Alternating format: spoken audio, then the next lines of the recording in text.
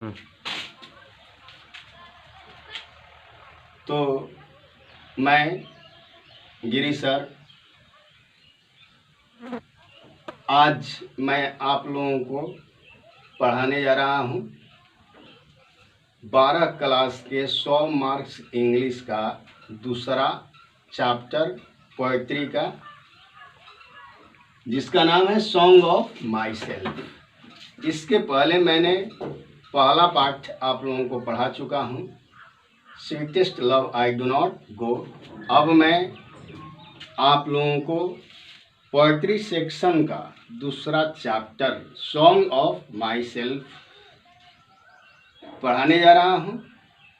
तो बच्चों, जो मैं बता रहा हूँ वो सारी चीज़ों को मैं इस बोर्ड पर लिख देता हूँ, ताकि आप लोग इसे आसानी से अपने कॉपी में उतार लीजिएगा और ध्यान से इसको देखिएगा और पढ़िएगा, और मेरे इस वीडियो को अधिक से अधिक लाइक और सब्सक्राइब कीजिएगा।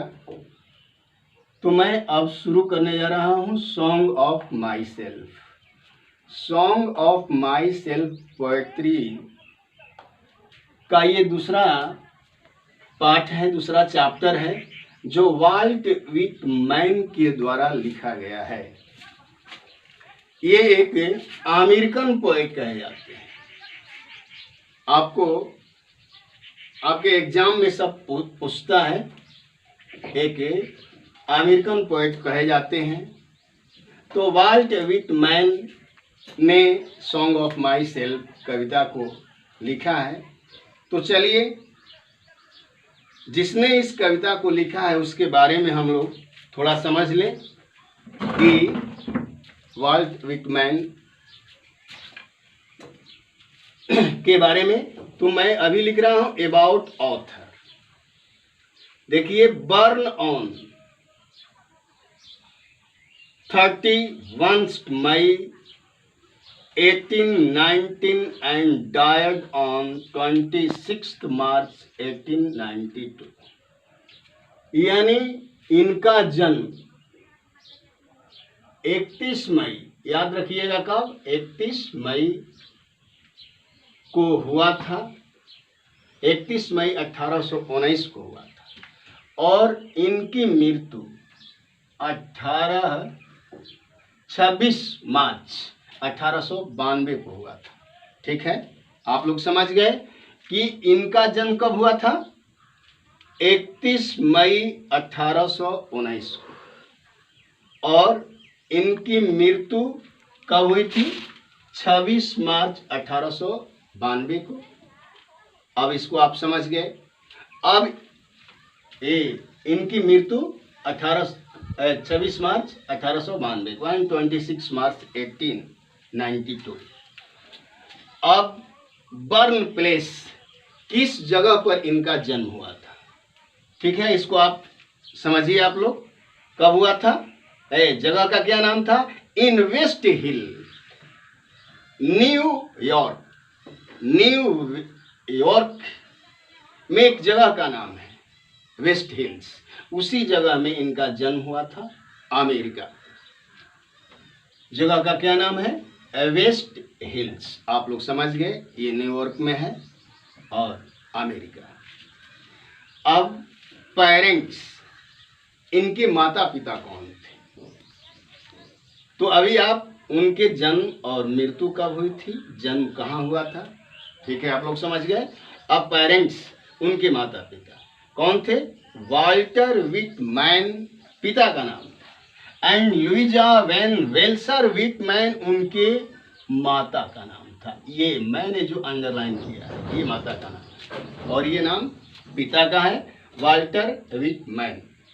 इसको समझ गए आप लोग। अब मैं इनका वर्क, इन्होंने कौन कौन सा काम किया था, तो मैं सेंटेंस के द्वारा आप लोगों को समझा रहा हूं। Walt Whitman began working as a carpenter. Walt Whitman ने शुरू किया, प्रारंभ किया एक बढ़ईगिरी के रूप में। कारपेंटर का इन्होंने काम करना प्रारंभ किया बिफोर हिज 12th बर्थडे, यानी 12 वर्ष से कम ही उम्र में इन्होंने एक कारपेंटर यानी बढ़ईगिरी का काम करना इन्होंने शुरू किया। ही आल्सो वर्केड, उनके और भी कार्य हैं, जैसे प्रिंटर, प्रिंट का भी काम करते हैं, प्रिंटर का भी काम करते हैं, टीचर, ये शिक्षक का भी कार्य किए हैं, एंड एडिटर का भी कार्य किए हैं, और वॉलंटियर, वॉलंटियर का मतलब होता है बिना स्वार्थ, बिना पैसे लिए किसी का मदद करना। वॉलंटियर यानी इन्होंने वॉलंटियर की कार्य भी किया, लोगों को सेवा किया सिविल वॉर के दौरान, यानी सिविल वॉर के समय।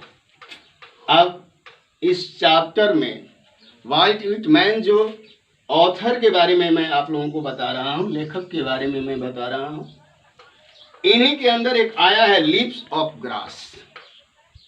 अब आपको समझना है कि लीव्स ऑफ ग्रास क्या है।